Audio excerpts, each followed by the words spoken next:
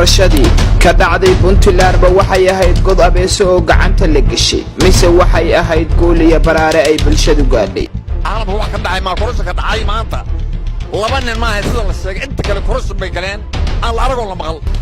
maxaa ka jiray baarlamaankii cusba ee Puntland lagu eedeeyay in dharaartii doorashada ay dana siyaasadeed iyo kuwa dhaqaale ku bedesheen matalaadii codka bulshada musharaxiin waxa jira cad oo magaalada Garowe la ogaa inay dadka aysanayeen lacag ku shaqeynayeen taasoo dalal xoogta lacag la qaatay oo lacag aan jirin maxay eedeymaha musuqmaasuq ee dul hoganaya isaga difaacayaan baarlamaanka Puntland anaga wixii rumoriska meelaha la wareegay wax anaga noqosay ma dad aan cod lahayn dal aan cid lahayn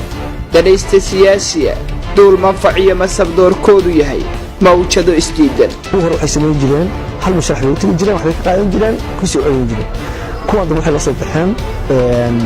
wax taariikhda bilaa aan soo marin lix musharax la maro oo lacag laga qaato oo sababta musharaxiin badan magaalada ku aysadaan oo lacag dib loo soo celiyo qaarkood sidoo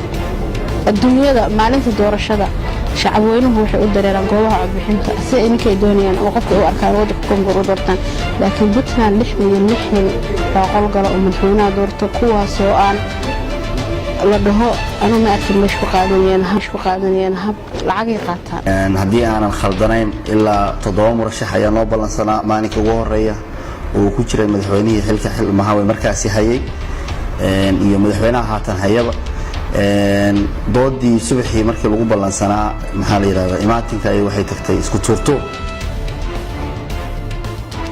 musuqmaasuqa lama dagaalami dawladda kaliya waxa la dagaalami kara qof wal meeriyaha la dagaalami karta abwaanada la dagaalami kara waa inuu shacab go'aan gaari noqonaa oo leeyahay wadadii hore iyo mustaqbalkan madow oo muddo ku soo jirnay ma noqon karno uma tii karno maraxaas iyo mustaqbalka noocaas carruurteen dokumentarigan waxa uu diiradda saari doonaa heerka uu gaarsiisan yahay musuqmaasuqii ka dhacay doorashada Puntland guddigii soo xulista xubnaha baarlamaanka oo lagu eedeeyay eexiyo cadaalad darro $500,000 iyo ka badan oo ku maqan guddigii doorashooyinka baarlamaanka Puntland musharaxiin la sheegay inay xildhibaano maal gashteen dokumentiya cadcad ayaanu barnaamijkan idinku haynaa ma doorasho xornimo u dhacday bay ahayd mise kuwa kala daran kala dooro kii mataliyay waa sharaftii xasaanad soo hooyay in hadana yiraahdo halkan dhacday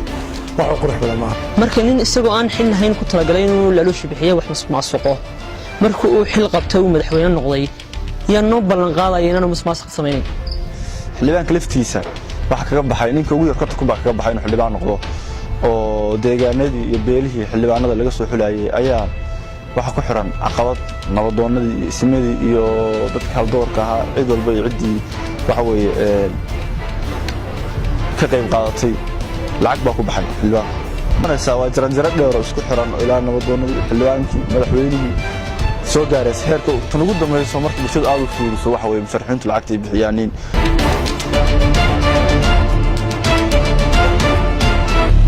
fiirinta doorashadii idlaatay kowdhe daraasadaynta mushkiladihii dhacay laba dowga iyo xalalka mustaqbalka 3 dood wadaagis gaarista hanaanka dimuqraadiyadda doorka shacabka kaalinta dawladnimo xogdoon ayaa baahin doona goordhow kala soco shaashada